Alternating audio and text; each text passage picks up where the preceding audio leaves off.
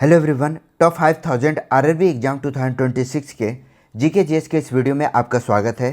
Friends, इस video series में RRB के पूछे गए सभी इंपॉर्टेंट क्वेश्चंस का subject wise topic wise detail explanation करेंगे। तो जिन्होंने अब तक चैनल को सब्सक्राइब नहीं किया है, प्लीज़ चैनल को लाइक शेयर एंड सब्सक्राइब जरूर करें। आज हम लोग लोकसभा और राज्यसभा इसके पार्ट 1 को करेंगे। नेक्स्ट वीडियो में हम लोग लोकसभा राज्यसभा के साथ प्रधानमंत्री के टॉपिक को भी कवर करेंगे। तो चलिए वीडियो स्टार्ट करते हैं। आज पॉलिटी पर वीडियो नंबर 10 है। आज का पहला सवाल है, on which of the following dates was the first session of the Rajya Sabha held. निम्नलिखित में से किस तारीख को राज्यसभा का पहला सत्र आयोजित किया गया था। तो राज्यसभा का पहला सत्र कब आयोजित किया गया? 13 मई 1952 को। 13 मई 1952 को राज्यसभा का पहला सत्र आयोजित हुआ। राज्यसभा का फर्स्ट सेशन। भारत का संविधान जो है, संविधान वह 26 जनवरी 1950 को लागू हुआ। 1951-52 में पहले आम चुनाव हुए थे। इस बात का ध्यान रखिएगा, पहला आम चुनाव। ठीक है। राज्यसभा को काउंसिल ऑफ स्टेट भी कहा जाता है, काउंसिल ऑफ स्टेट्स भी कहा जाता है। यह भारत का उच्च सदन है। ठीक है, तो सी इसका राइट आंसर है। अगला सवाल, how many members of the Rajya Sabha are nominated by the president of India. भारत के राष्ट्रपति के द्वारा राज्यसभा के कितने सदस्यों को मनोनीत किया जाता है? तो याद रखिएगा, राज्यसभा में राष्ट्रपति के द्वारा सदस्यों का मनोनयन आर्टिकल 80(1)(a) के अनुसार किया जाता है, जिसके अंतर्गत राष्ट्रपति राज्यसभा में 12 सदस्यों को मनोनीत करते हैं, जो कि साहित्य, विज्ञान, कला और समाज सेवा के जो प्रोमिनेंट लोग होते हैं, इन लोगों को राज्यसभा में मनोनीत किया जाता है। तो इनकी सदस्य संख्या होती है टोटल 12। याद रखिएगा, राज्यसभा में कुल 250 सदस्य होते हैं। ठीक है, जिसमें 238 का चुनाव होता है, यानी यह निर्वाचित होते हैं, और 12 सदस्यों का राष्ट्रपति के द्वारा मनोनयन होता है। ठीक है, तो टोटल 250 सदस्य होते हैं। तो डी इसका राइट आंसर है। विच of the following authorities constitutes the ethics committee in the Rajya Sabha. निम्नलिखित में से कौन सा प्राधिकारी राज्यसभा में आचार समिति का गठन करता है? आचार समिति को एथिक्स कमेटी कहा जाता है। आचार समिति का गठन चेयरमैन के द्वारा होता है। चेयरमैन यानी सभापति के द्वारा होता है। और राज्यसभा के सभापति कौन होते हैं? तो उपराष्ट्रपति होते हैं। उपराष्ट्रपति राज्यसभा के पदेन सभापति होते हैं। ठीक है, वर्तमान में अभी उपराष्ट्रपति कौन है, आपको कमेंट सेक्शन में बताना है। आसान सा सवाल है।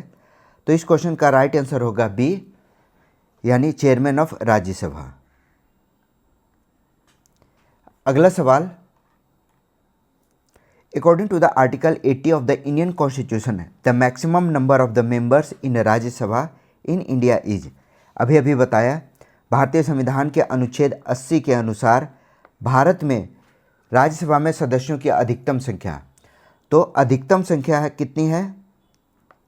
अधिकतम संख्या 250 होती है। ठीक है, वर्तमान में 245 सदस्य हैं। वर्तमान में 245 हैं। 250 में 238 का चुनाव होता है, यानी इनका निर्वाचन होता है, और 12 सदस्यों का मनोनयन राष्ट्रपति के द्वारा किया जाता है।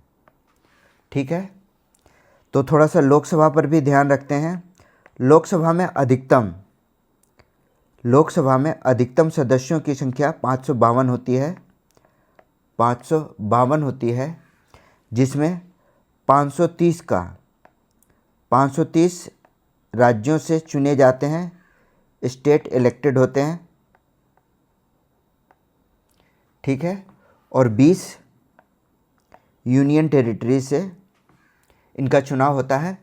और वहीं 2 एंग्लो इंडियन को मनोनीत किया जाता है, लेकिन यह प्रावधान अब समाप्त कर दिया गया है।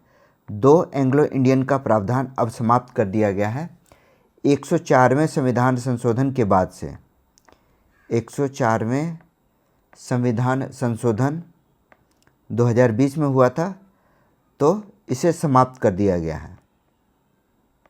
अब एंग्लो इंडियन का लोकसभा में मनोनयन नहीं होता है। तो राइट आंसर क्या होगा? राइट आंसर है बी 250। अगला सवाल, select the correct statement about the Rajya Sabha. Rajya Sabha के बारे में सही कथन का चयन करें। पहला कथन है, एक सदस्य जो राज्यसभा में पूर्ण कार्यकाल के लिए चुना जाता है वह 4 साल की अवधि के लिए कार्य करता है। ए member elected for a full term in the Rajya Sabha served for a period of 4 years. ठीक है। सेकंड है, यह संसद का निम्न सदन है और यह 5 साल में भंग हो जाता है। गलत है। राज्यसभा संसद का उच्च सदन होता है। पहला कथन भी गलत है। थर्ड है, the president of India act as the ex officio chairman of Rajya Sabha. भारत का राष्ट्रपति राज्यसभा का पदेन सभापति के रूप में कार्य करता है। यह भी गलत है। यह उपराष्ट्रपति के संबंध में है। उपराष्ट्रपति राज्यसभा का पदेन सभापति होता है। ठीक है। एंड लास्ट ऑप्शन है, it is called the upper house of the parliament and is never dissolve. इसे संसद का उच्च सदन कहा जाता है और यह कभी भंग नहीं होता। तो डी राज्यसभा के संबंध में करेक्ट आंसर है। राज्यसभा एक स्थायी सदन होता है। यह कभी भी भंग नहीं होता, कभी भंग नहीं होता। हाँ, केवल प्रत्येक 2 वर्ष पर इसके 1/3 सदस्य रिटायर हो जाते हैं। ठीक है। राज्यसभा का कार्यकाल 6 साल का होता है, 6 वर्ष का कार्यकाल होता है। ठीक है। तो इसका राइट आंसर हो गया डी। अगला सवाल, विच of the following statements is true regarding the Rajya Sabha. Rajya Sabha के संबंध में निम्नलिखित में से कौन सा कथन सही है? पहला कथन है, प्रतिवर्ष 1/3 सदस्य सेवानिवृत्त हो जाते हैं। गलत है। प्रतिवर्ष इसके आधे सदस्य सेवानिवृत्त हो जाते हैं। यह भी गलत है। प्रत्येक दूसरे वर्ष इसके 1/3 सदस्य सेवानिवृत्त हो जाते हैं। इसके पहले वाले सवाल में हम लोगों ने बताया था कि प्रत्येक 2 वर्ष पर इसके 1/3 सदस्य रिटायर हो जाते हैं। राज्यसभा का जो कार्यकाल होता है वह 6 वर्ष का होता है। ठीक है। तो सदन की निरंतरता बनी रहती है क्योंकि इसके प्रत्येक दूसरे वर्ष पर 1/3 सदस्य रिटायर हो जाते हैं। याद रखिएगा, राज्यसभा एक अस्थायी सदन है, यह कभी भी भंग नहीं होता है। ठीक है। टोटल राज्यसभा के अधिकतम सदस्यों की संख्या 250 है। मैंने पहले भी इसके बारे में डिटेल्स बता रखा है। तो सी इसका राइट आंसर है। अगला सवाल,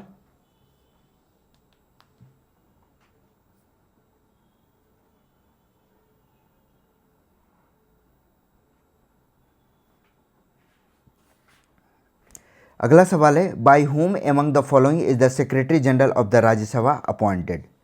राज्यसभा के महासचिव की नियुक्ति इनमें से किसके द्वारा की जाती है? ऑप्शन है, राष्ट्रपति, प्रधानमंत्री, राज्य के सभापति या अटॉर्नी जनरल यानी महान्यायवादी। तो राज्यसभा के सभापति जो हैं वह राज्यसभा के महासचिव की नियुक्ति करते हैं। ठीक है। महासचिव सदन का सर्वोच्च प्रशासनिक अधिकारी होता है। महासचिव सदन का सर्वोच्च एडमिनिस्ट्रेटिव ऑफिसर होता है, प्रशासनिक पदाधिकारी होता है। इसकी भूमिका क्या होती है? तो यह सदन की कार्यवाही का रिकॉर्ड रखना, सदन की कार्यवाही का रिकॉर्ड रखना इनका काम होता है। बजट का प्रबंधन करना, सदस्यों को सलाह देना, यह सभी कार्य राज्यसभा के महासचिव का होता है। तो सी इसका राइट आंसर है। अगला सवाल है,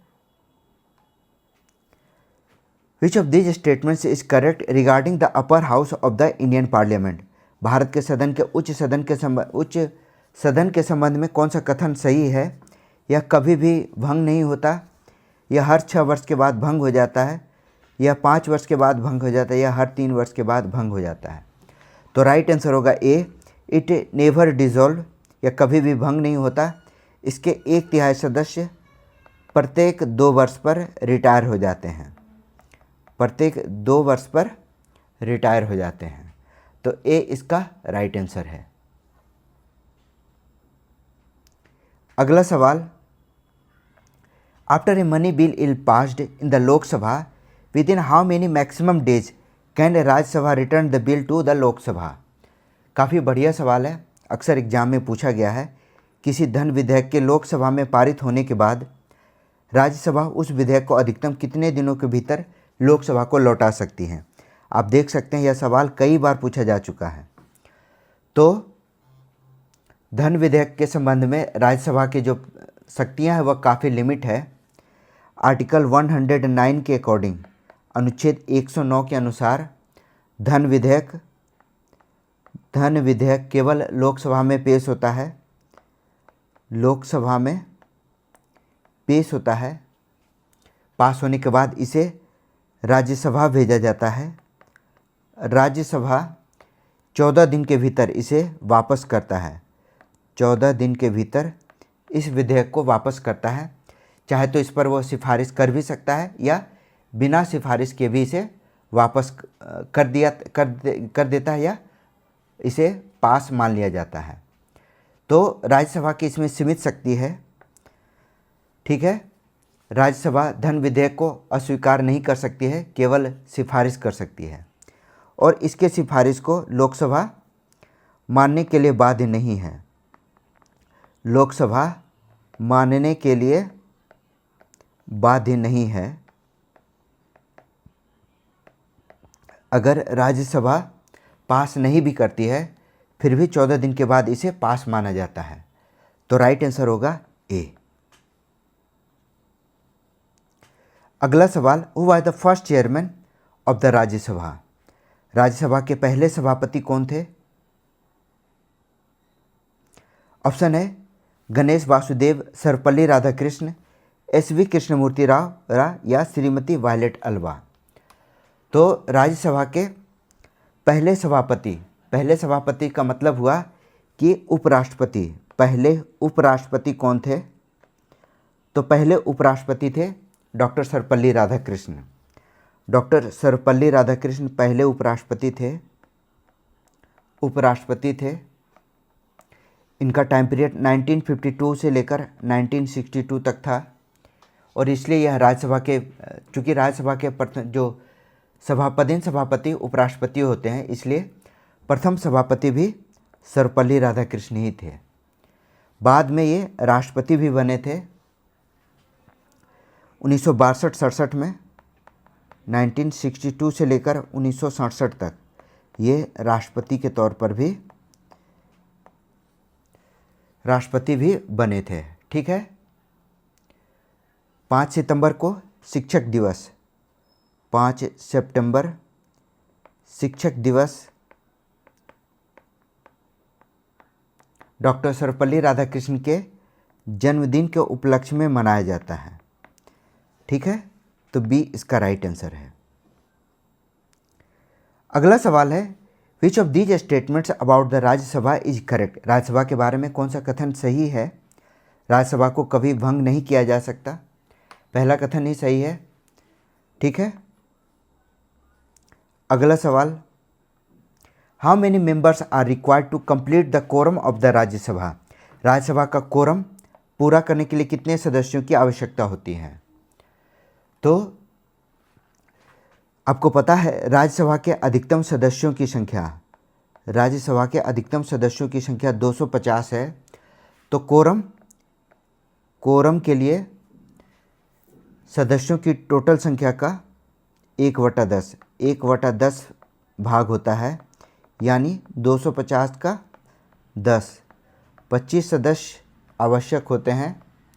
यह कोरम जो होता है वह न्यूनतम सदस्य संख्या होता है जिसके बिना सदन की बैठक नहीं हो सकती है। तो अगर 200 अधिकतम में माने तो 225 और वर्तमान में 245 है, तो 25 सदस्य फिर भी चाहिए होता है क्योंकि 24.5 तो होगा नहीं। यानी राज्यसभा के लिए कोरम के लिए आवश्यक सदस्यों की संख्या, यानी सदन चलाने के लिए आवश्यक सदस्यों की संख्या 25 है। तो डी इसका राइट आंसर है।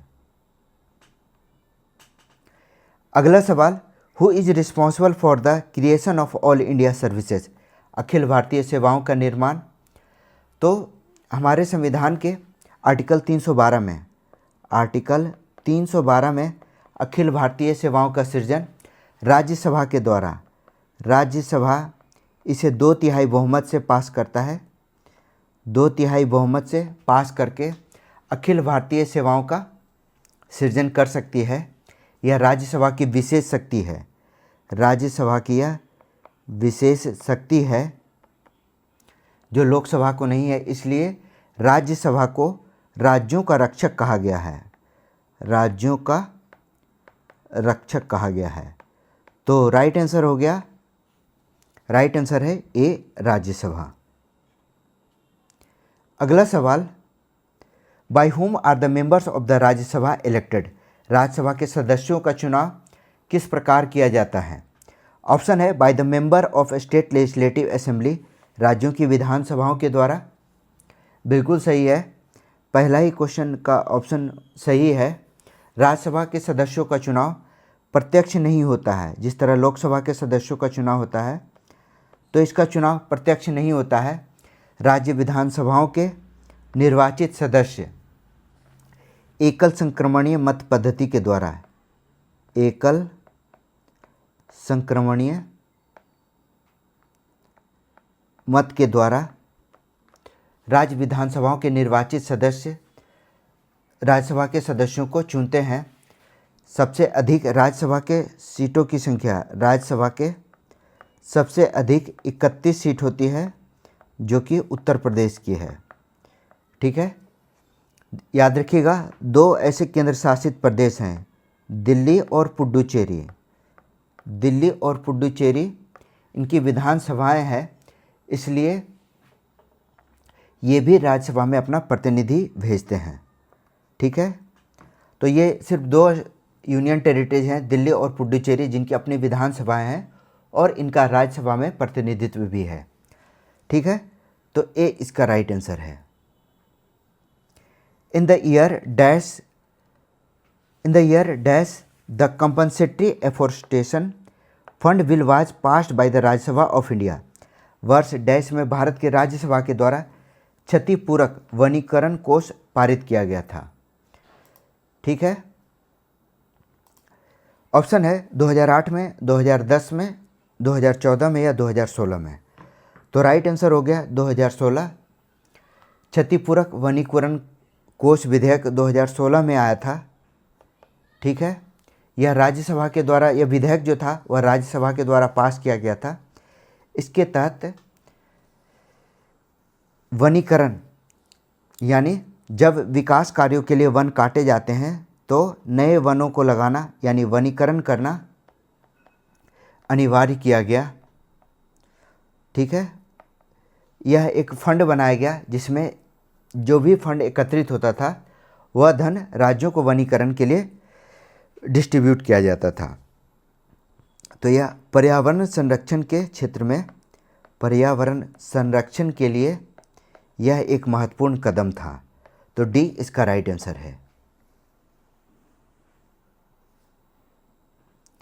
अगला सवाल, what is the total number of member in estimates committee of the Lok Sabha, Lok Sabha के प्राक्कलन समिति के सदस्यों की संख्या कितनी होती है।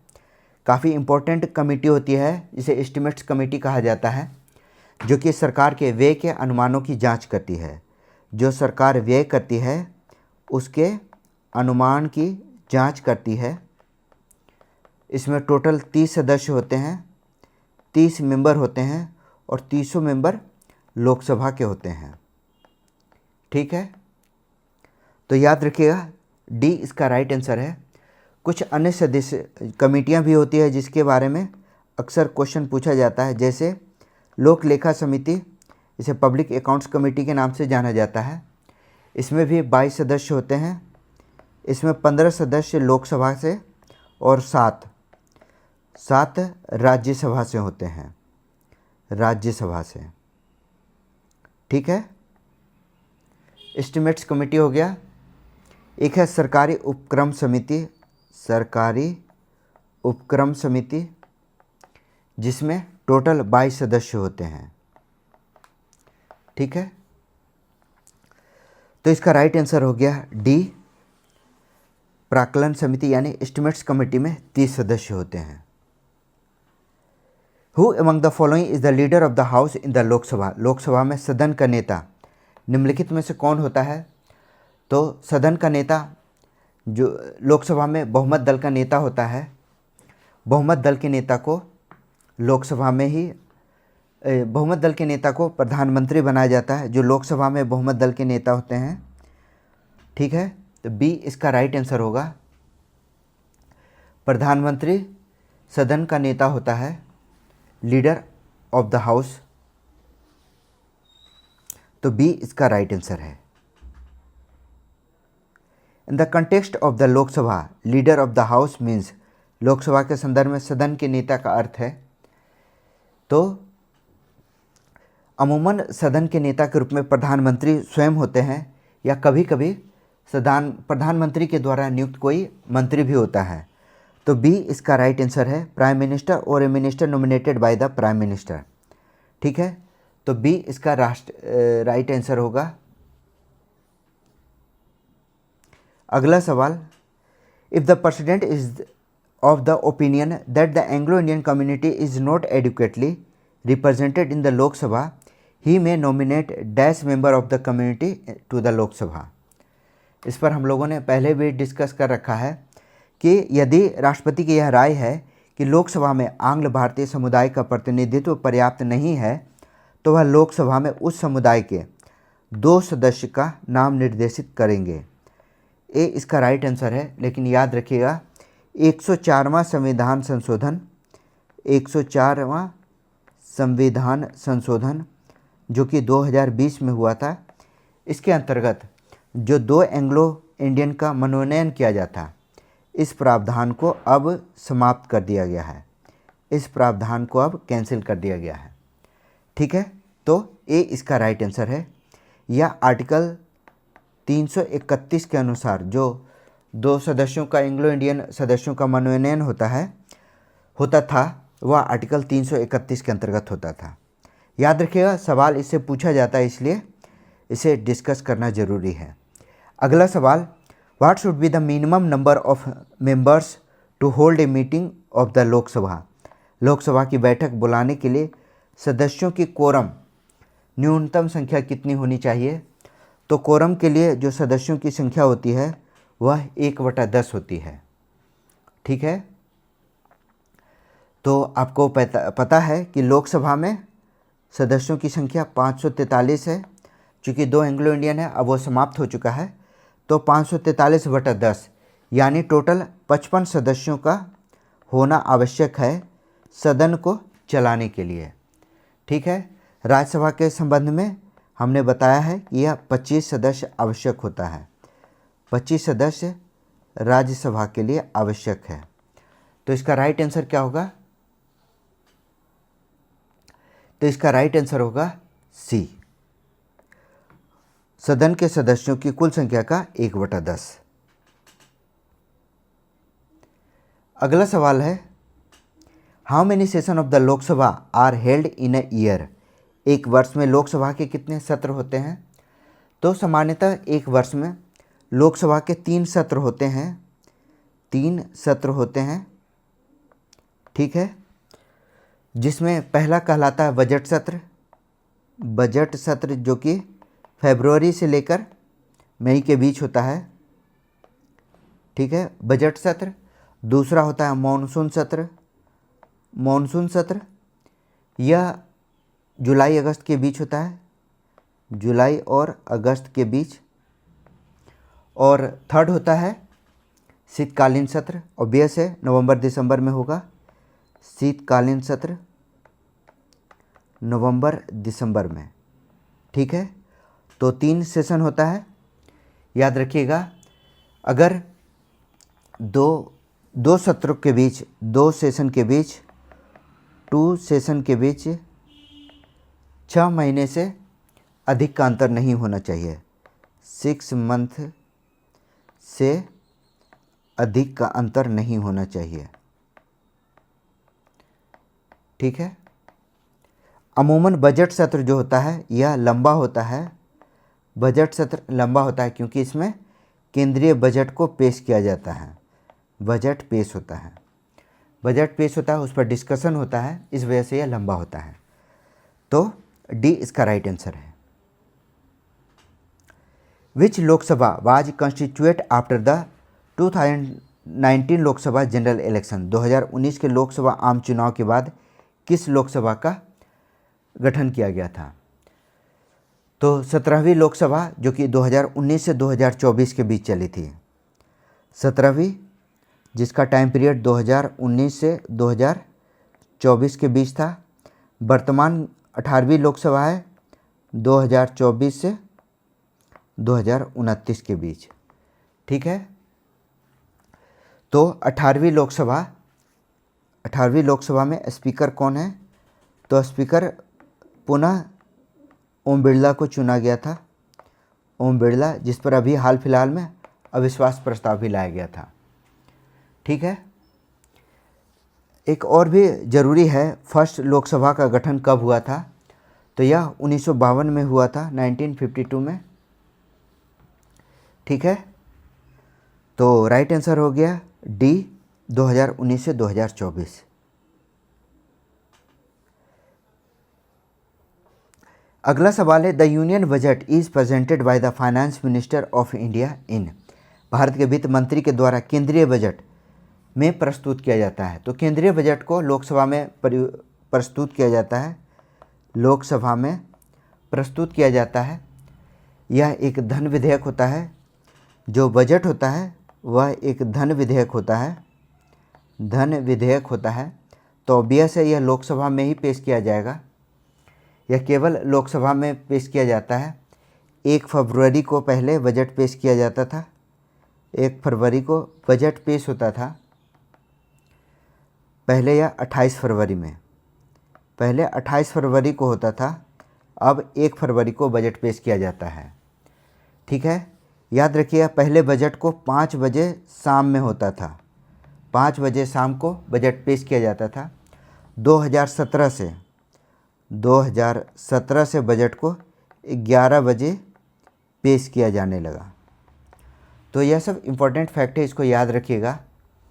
2017 के बाद से बजट को 11 बजे पेश किया जाने लगा।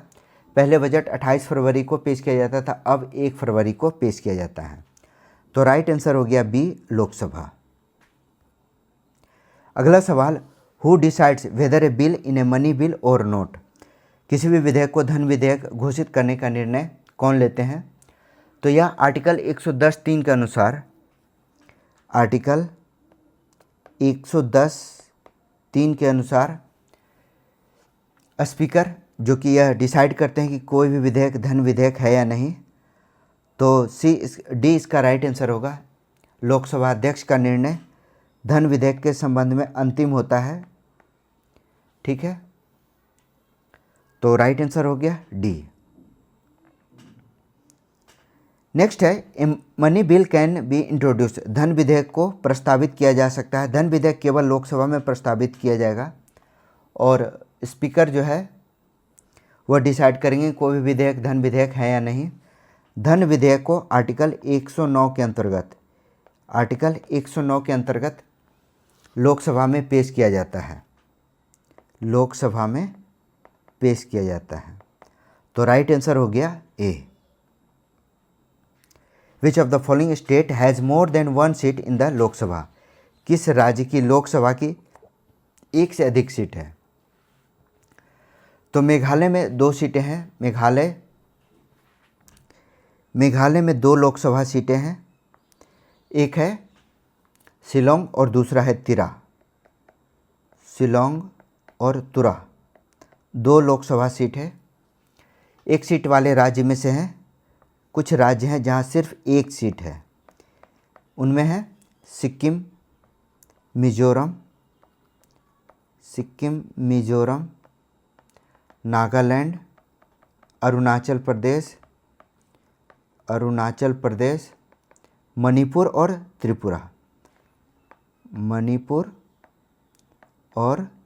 त्रिपुरा। याद रखिएगा, सबसे ज़्यादा यूपी में 80 सीटें हैं लोकसभा की।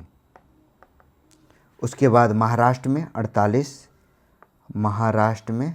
48, पश्चिम बंगाल में 42 और बिहार में है 40।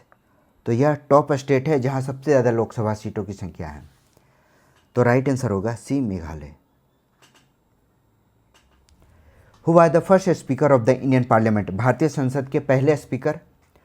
तो पहले स्पीकर भारतीय संसद के, जो कि 1952 से 1956 तक जीवी मावलंकर 1952 से 1956 तक लोकसभा के पहले स्पीकर बने थे।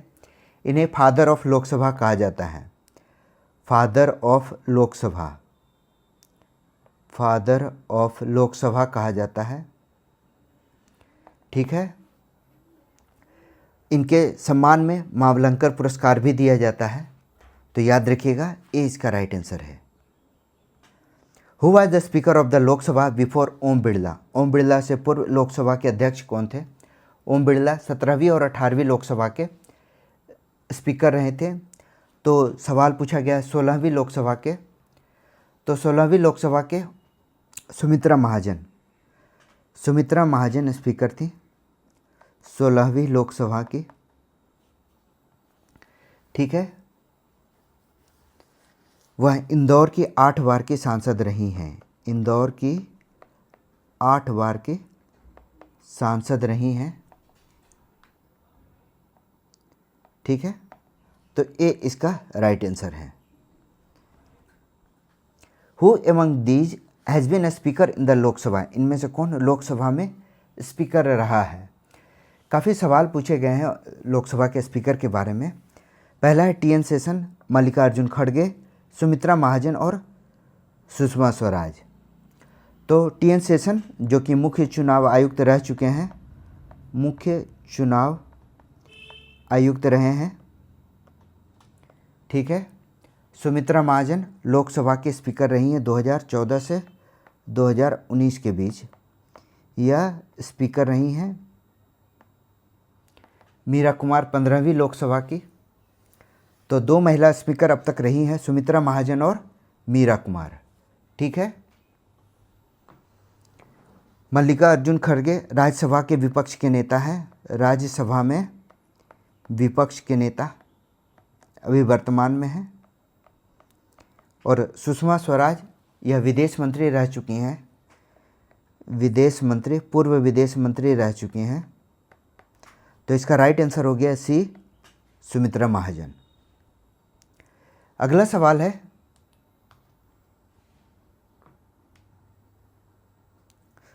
सवाल है, currently which state has the maximum number of Lok Sabha seats? वर्तमान में किस राज्यों में लोकसभा की सीटों की संख्या अधिकतम है? हम लोगों ने पहले ही डिस्कस कर रखा है, उत्तर प्रदेश इसका राइट आंसर है। The first general election of the Lok Sabha where held in? Lok Sabha के प्रथम आम चुनाव कब आयोजित किए गए थे? तो पहले आम चुनाव जो है 1951-52 में हुआ था, 25 अक्टूबर 1951 में पहला आम चुनाव हुआ। 25 अक्टूबर 1951 के बीच 21 फरवरी 1952 तक यह आम चुनाव चला था। ठीक है।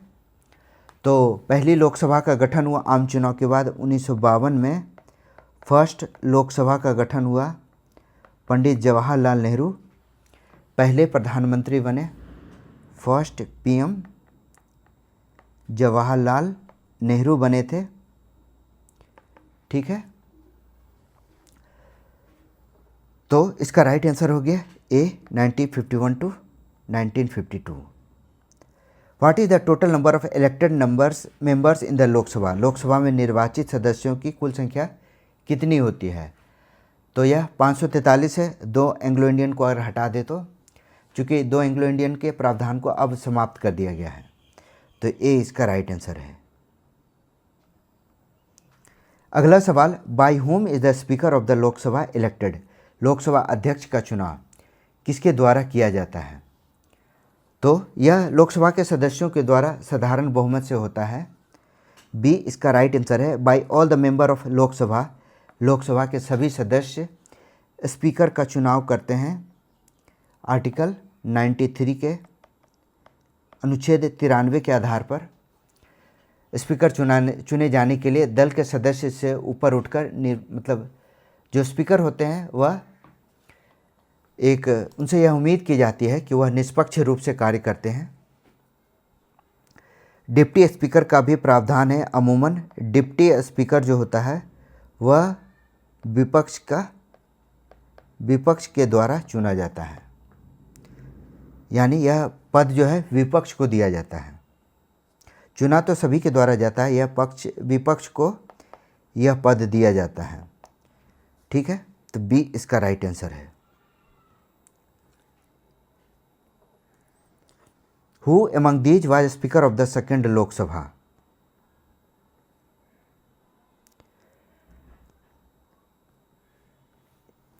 Who among these was the Speaker of the Lok Sabha? इनमें से कौन दूसरी लोकसभा के स्पीकर रहे थे?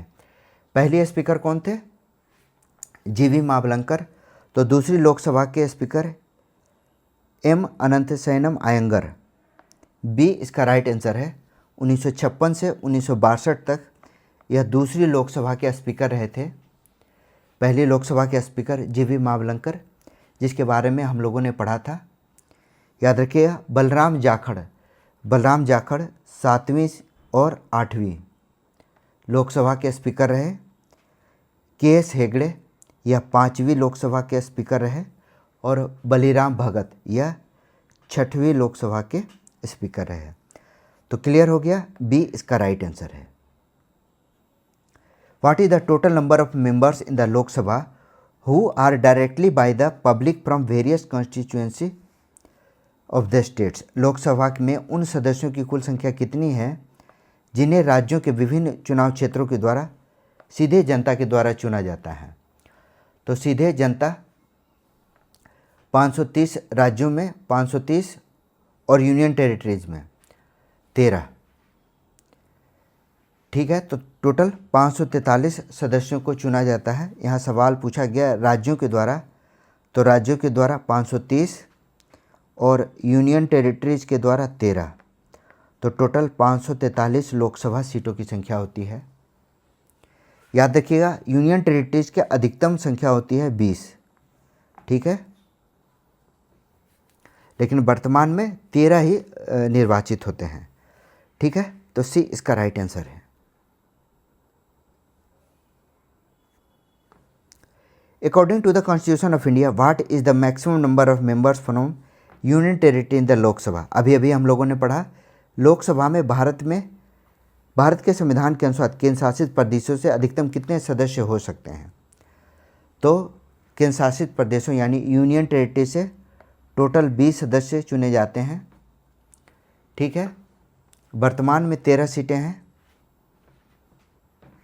तो ए इसका राइट आंसर है। How many members from the Anglo Indian community are nominated by the president of India to the Lok Sabha? तो एंग्लो इंडियन का लोकसभा में प्रतिनिधित्व सिर्फ 2 का होता है, जिसे अब समाप्त कर दिया गया है। Who presides over the joint sitting of the Lok Sabha and the Rajya Sabha? Lok Sabha और राज्यसभा की संयुक्त बैठक की अध्यक्षता कौन करता है? काफ़ी इंपॉर्टेंट सवाल है, अक्सर एग्जाम में पूछा गया है कि जो संयुक्त बैठक होता है वह आर्टिकल 118(4) के अंतर्गत 118(4) के अंतर्गत जो लोकसभा और राज्यसभा की संयुक्त बैठक होती है उसकी अध्यक्षता स्पीकर करते हैं। स्पीकर इसकी अध्यक्षता करते हैं।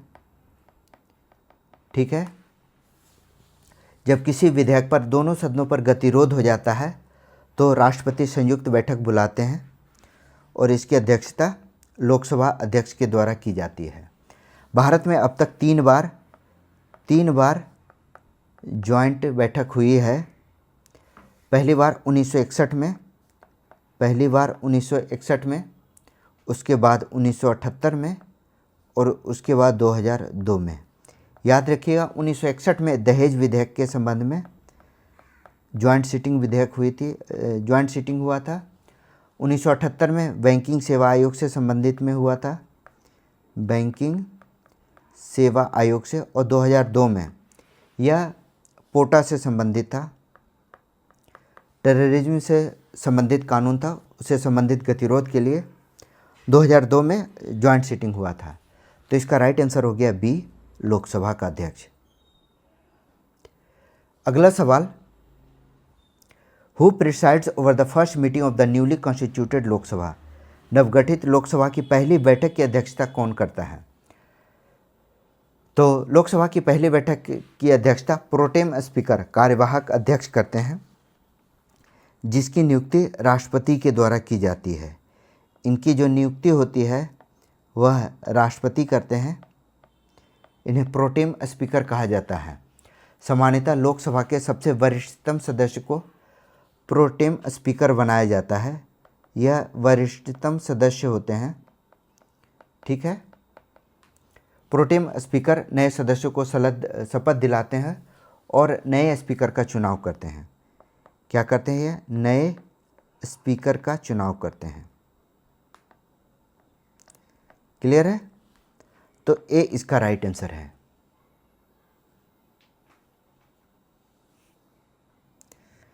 नेक्स्ट क्वेश्चन है, who was appointed as the first women speaker of the Lok Sabha. Lok Sabha की पहली महिला स्पीकर रूप में किसे नियुक्त किया गया था? हमने इससे पहले भी इसे डिस्कस कर रखा है। जो पहली महिला स्पीकर हुई हैं वह है मीरा कुमार।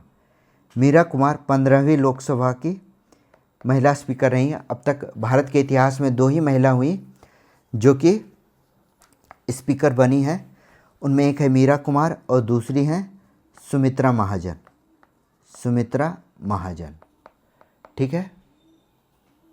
सुमित्रा महाजन 16वीं लोकसभा की स्पीकर रही हैं, यानी 15वीं और 16वीं दोनों लोकसभा की स्पीकर जो हैं वह एक वीमन ही रही हैं। मीरा कुमार देश की पहली महिला दलित लोकसभा अध्यक्ष थी, ठीक है। तो बी इसका राइट आंसर है। तो ये था लोकसभा और राज्यसभा से संबंधित प्रश्नों का डिटेल एक्सप्लेनेशन। वीडियो कैसा लगा कमेंट सेक्शन में ज़रूर बताइएगा। वीडियो को लाइक, शेयर एंड सब्सक्राइब जरूर कीजिए। मेरा नाम है Rahul Sinha. Thank you for watching.